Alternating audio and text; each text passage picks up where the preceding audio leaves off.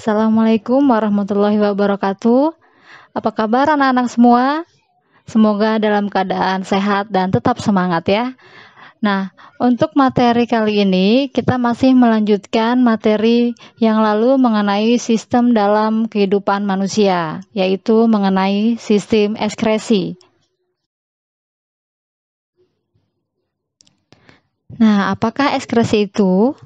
Ekskresi adalah proses pengeluaran zat sisa metabolisme yang sudah tidak berguna lagi bagi tubuh.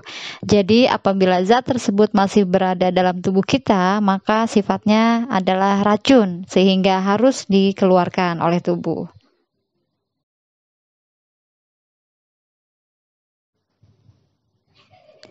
Dalam tubuh kita terdapat 4 organ ekskresi yang berfungsi mengeluarkan sisa zat metabolisme dari dalam tubuh. Yang pertama adalah paru-paru, dan yang kedua hati, kemudian yang ketiga adalah ginjal, dan yang terakhir adalah kulit.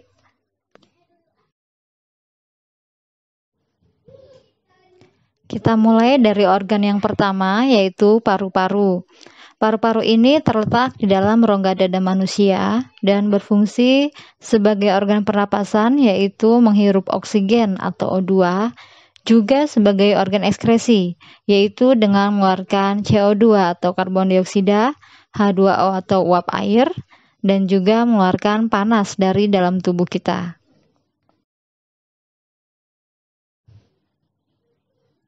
Paru-paru juga bisa mengalami gangguan atau penyakit.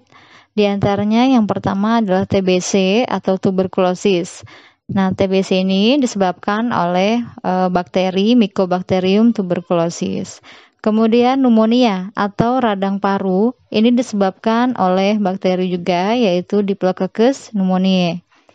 Kemudian asma. Nah, sebenarnya asma ini bukanlah penyakit, melainkan reaksi alergi yang berupa penyempitan jalan nafas dan biasanya disebabkan oleh pemicu tertentu, misalnya debu atau udara yang dingin. Kemudian yang keempat ada emfisema. Nah, emfisema ini adalah keadaan di mana alveolus sulit mengerut setelah mengembang, sehingga penderita akan mengalami sulit bernafas. Biasanya ini disebabkan oleh berkurangnya protein elastin. Nah, yang kedua yaitu hati. Sebenarnya hati ini merupakan kelenjar ya, bukan organ. Jadi dia adalah kelenjar terbesar dalam tubuh kita. Letaknya ada di rongga perut sebelah kanan, jadi di bawah diafragma. Sebagai organ ekskresi, hati ini berfungsi untuk mengeluarkan zat warna empedu, yaitu berupa bilirubin dan biliverdin, yang merupakan hasil dari pembongkaran eritrosit yang telah rusak. Fungsi hati selain sebagai alat ekskresi, yaitu diantaranya membentuk glikogen dari glukosa, pembentukan dan pembongkaran protein berupa urea, kemudian menetralkan obat dan racun, dan juga membentuk vitamin A dari provitamin A. Terdapat beberapa gangguan pada hati. Yang pertama adalah hepatitis atau radang hati. Nah, hepatitis ini disebabkan oleh virus hepatitis atau zat beracun seperti alkohol dan juga obat penenang. Kemudian sirosis. Sirosis ini adalah radang hati kronis yang disebabkan oleh mengkonsumsi alkohol berkelanjutan. Jadi pada sirosis ini sel-sel hati akan menjadi rusak, kemudian tidak dapat berfungsi sebagaimana mestinya.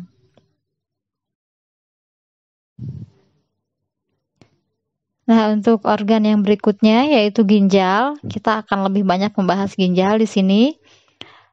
Ginjal ini bentuknya seperti kacang ercis, kemudian panjangnya kurang lebih 10 cm dengan berat sekitar 2 ons atau 200 gram. Ginjal terletak di rongga perut sebelah kanan dan kiri depan ruas tulang belakang bagian pinggang, sehingga seringkali dikatakan ginjal ini adalah buah pinggang. Nah, ginjal kita yang ada sepasang tadi, ternyata ginjal yang kanan letaknya lebih rendah dibandingkan ginjal yang kiri. Karena di atas ginjal kanan terdapat hati, jadi untuk memberi ruang pada hati.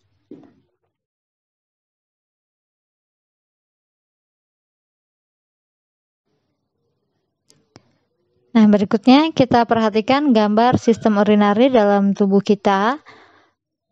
Pertama-tama kita lihat di gambar ada sepasang ginjal ya, ginjal kanan dan kiri. Dari ginjal kanan dan kiri ini kemudian keluar saluran ya, saluran ureter kanan dan kiri. Ureter ini adalah saluran yang menghubungkan ginjal dengan kandung kemih. Nah, kemudian kandung kemih ini sendiri merupakan tempat penampungan urin ya sebelum dikeluarkan dari dalam tubuh. Nah, kemudian ada sphincter atau katup dan uretra. Uretra ini adalah saluran yang membawa urin keluar dari dalam tubuh. Nah, ini namanya mirip nih antara ureter dengan uretra, jadi jangan sampai tertukar ya. Nah, selanjutnya kita akan mempelajari struktur ginjal ya secara melintang. Jadi kalau kita buka ginjal secara melintang, struktur anatominya, di situ kita lihat di gambar ada bagian yang paling luar dari ginjal adalah kulit ginjal atau korteks. Kemudian bagian tengahnya ada sumsum ginjal atau medula, dan bagian yang dalamnya adalah renal pelvis atau rongga ginjal. Nah, di gambar juga di situ ada ya arteri dengan vena. Arteri ini di mana pembuluh darah yang membawa darah masuk ke dalam ginjal ya untuk disaring atau dicuci ya, dibersihkan. Kemudian vena ini adalah pembuluh darah yang membawa darah keluar dari ginjal setelah disaring di dalam ginjal.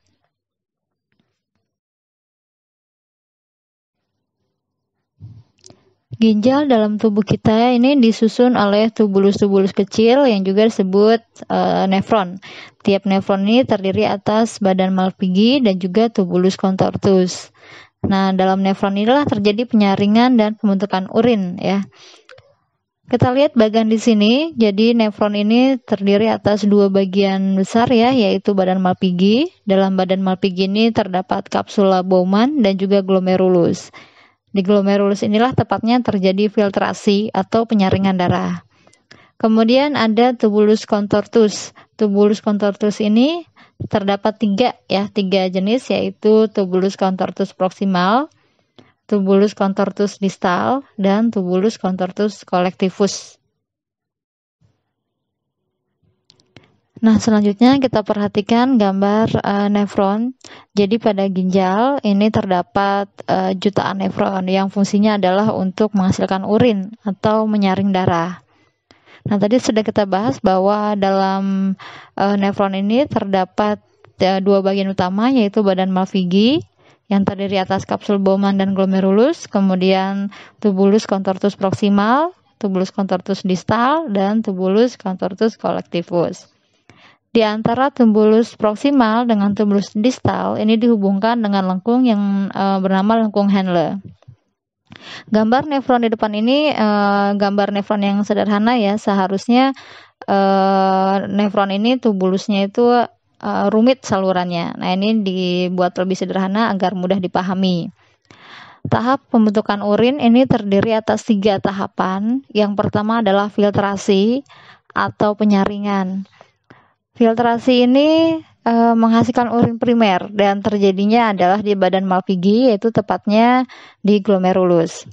Nah, setelah melalui tahap filtrasi atau urin primer, ini akan masuk ke dalam tubulus proximal untuk melalui tahap yang kedua, yaitu reabsorpsi. Reabsorpsi ini menghasilkan urin sekunder. Nah, pada tahap reabsorpsi ini, beberapa zat-zat yang masih bermanfaat akan diserap kembali oleh darah, misalnya protein atau glukosa. Kemudian urin sekunder akan menuju ke tubulus distal. Nah, di sini melalui proses augmentasi. Proses augmentasi ini adalah penambahan cairan dan zat-zat yang akan dibuang oleh tubuh ya melalui urin. Nah, augmentasi ini adalah proses terakhir atau proses ketiga ya dalam pembentukan urin sehingga dihasilkanlah urin. Kemudian urin yang sudah dihasilkan oleh tiap nefron akan berkumpul di dalam tubulus collectivus yang nantinya akan disalurkan ke dalam rongga ginjal. Dari rongga ginjal ini nantinya akan disalurkan melalui ureter ke dalam kandung kemih. Nah, dalam kandung kemih ini kemudian akan ditampung sebelum dikeluarkan oleh tubuh kita. Jika kandung kemih ini sudah penuh, maka dia akan berkontraksi sehingga harus segera dikeluarkan.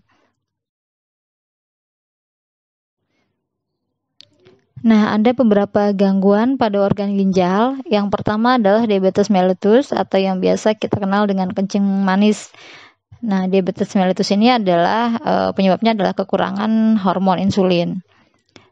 Kemudian diabetes insipidus, meskipun namanya hampir mirip dengan diabetes mellitus, tapi ternyata pengertiannya sangat berbeda ya. Kalau diabetes insipidus, itu pengeluaran urin berlebih karena kurangnya hormon ADH atau antidiuretik hormon.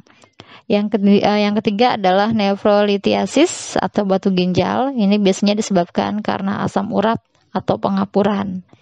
Kemudian hematuria atau kencing darah. Ini biasanya disebabkan oleh adanya peradangan ataupun kanker dalam saluran kemih. Kemudian proteinuria, ini karena kebocoran pada glomerulus, jadi pada urin itu terdapat molekul protein yang harusnya tidak boleh ada molekul protein lagi dalam urin. Kemudian gagal ginjal. Nah, gagal ginjal ini ketika ginjal tak dapat berfungsi. Maka untuk mengatasinya adalah dengan cuci darah.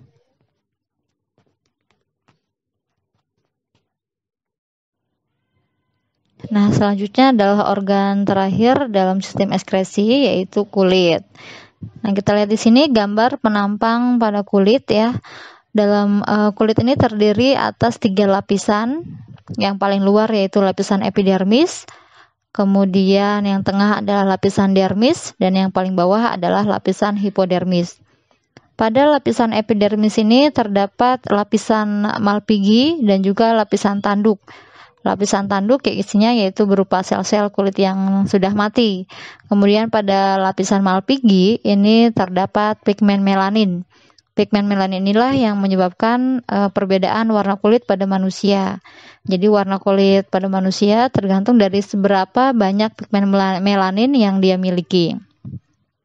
Kemudian lapisan tengah yaitu lapisan dermis, kita lihat di sini memang lebih tebal dari 2 lapisan yang lain karena pada lapisan dermis inilah disebut sebagai lapisan hidup. Ya, mengapa demikian? Karena dalam dermis ini terdapat banyak fungsi kulit ya. Yang pertama, fungsi kulit sebagai sistem ekskresi yaitu mengeluarkan keringat. Nah, di dermis ini terdapat kelenjar keringat. Kemudian terdapat juga sel-sel saraf, ujung sel saraf ya, yang berfungsi sebagai reseptor.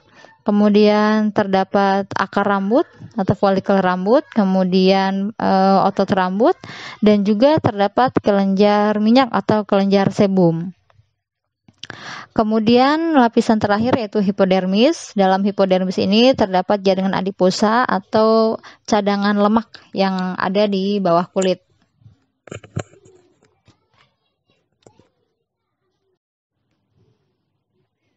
Nah, fungsi kulit sebagai alat ekskresi, kulit ini berfungsi mengeluarkan keringat dan juga minyak.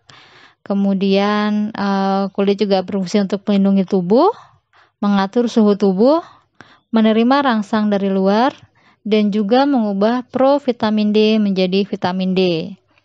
Kemudian beberapa gangguan yang terdapat pada kulit, diantaranya yang disebabkan oleh jamur ya, jamur kulit yaitu panu, kadas, kurap, dan kudis.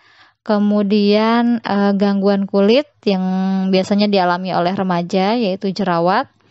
Dan yang ketiga adalah biang keringat. Nah, ini biasanya dialami oleh anak-anak yang masih kecil. Nah, demikian materi mengenai sistem ekskresi pada tubuh manusia. Untuk latihannya nanti saya terbitkan di e-learning SMP Taruna Bakti ya. Terima kasih dan tetap semangat belajar.